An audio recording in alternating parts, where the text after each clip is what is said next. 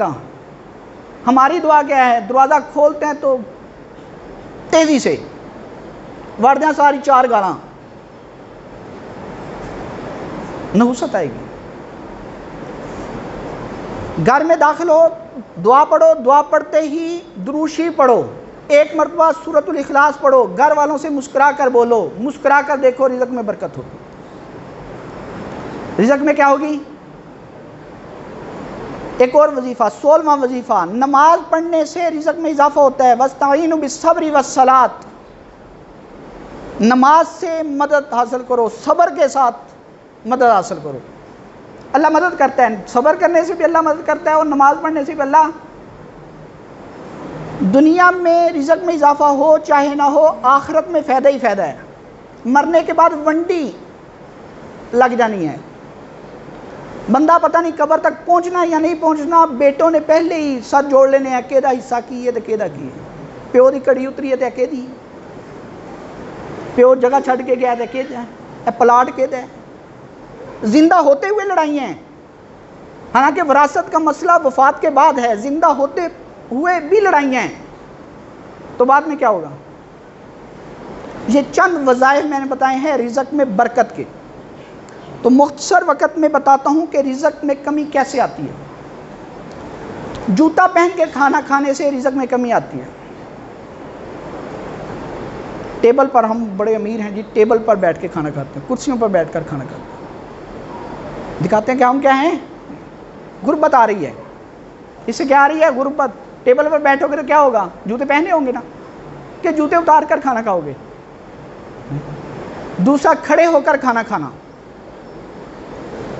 ننگے سر wash room جانا، ننگے سر واش روم، رزق میں کمی آتی ہے. مولویوں کے پیسوں میں برکت کیوں ہے؟ اس کا ایک سبب یہ ہے کہ ہر وقت ٹوپی سر پہ رکھتے ہیں، بیت الخلاء جاتے ہیں تو اس وقت بھی ٹوپی سر پہ ہوتی ہے. واش روم میں باتیں کرنا، پہلے تو سمجھ نہیں آتی تھی، موبائل آ گیا اب سمجھ آتی ہیں. آتی ہے نا؟ اب تو لوگ نماز میں بات کر لیتے ہیں. فون آئے تو انا فی الصلاۃ، عرب انا فی الصلاۃ، میں نماز میں ہوں. بیت الخلاء میں بھی باتیں کرنے سے رزق میں کمی آتی ہے. ہاتھ دھوئے بغیر کھانا کھانے سے رزق میں کمی آتی ہے. ہاتھ دھونے کے طبی فائدے بھی ہیں، دنیاوی فائدے بھی ہیں، اخروی فائدے بھی ہیں، سنت پر عمل بھی ہو جاتا ہے. برتن صاف نہ کریں تو پھر بھی رزق میں کمی آتی ہے. برتن صاف نہ کریں. مسجد میں دنیاوی باتیں کرنا، مسجد میں دنیاوی باتیں کرنا رزق میں کمی آتی ہے.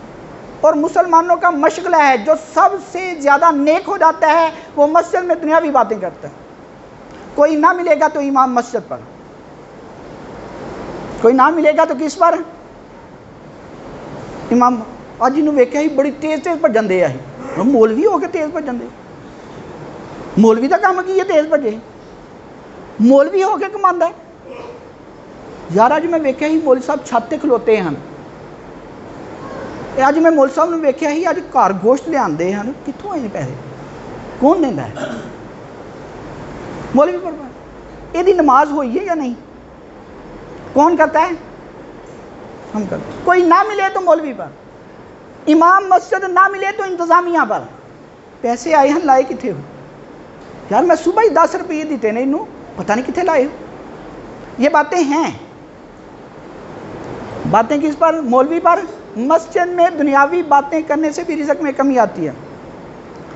فقیر کو جھڑکنے سے بھی رزق میں کمی آتی ہے. آپ کا دل نہیں مانتا نہ دو، لیکن اسے جھڑکو نہ، بڑے اچھے انداز سے، پیارے انداز سے اسے بھیج دو. مغرب کی نماز کے بعد بغیر عذر کے سو جانے سے بھی رزق میں کمی آتی ہے. نماز قضا کرنے سے، ایک ہے نماز چھوڑ دینا، ایک ہے نماز قضا کرنا، یار بعد چ پڑھ لیں گے، قضا کر لیں گے، تو اس سے بھی رزق میں کمی آتی ہے. جھوٹ بولنے سے بھی رزق میں کمی آتی ہے.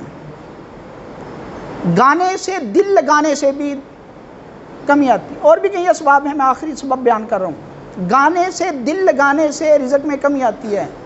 اور مسلمان اپنا سٹیٹس لگاتا ہے، واٹس ایپ پر کیا لگاتے ہیں؟ بولو کیا لگاتے ہیں؟ سٹیٹس کا معنی جانتے ہو؟ سٹیٹس کا مطلب یہ ہے اوقات. سٹیٹس کس کو کہتے ہیں؟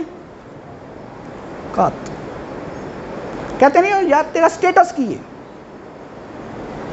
یار میرا سٹیٹس بڑا ہے، تیرا یار بڑا سٹیٹس، یار فلانے بندے کا سٹیٹس کو نہیں کہ کم در. سٹیٹس کا مطلب یہ اوقات. جب واٹس ایپ پر سٹیٹس لگاتے ہیں تو واٹس ایپ جو ایپ ہے انہوں نے سٹیٹس یہ رکھا ہے کہ بندے کی اوقات پتہ لگے. بندے کیا پتہ لگے؟ اوقات پتہ لگے. گانا اس میں لگاتے ہیں، دوسروں کو اپنی اوقات دکھاتے ہیں کہ میں مراسی ہوں. میں کون ہوں؟ میں کیا؟ گانے سے دل لگانے سے بھی رزق میں کمی آتی ہے.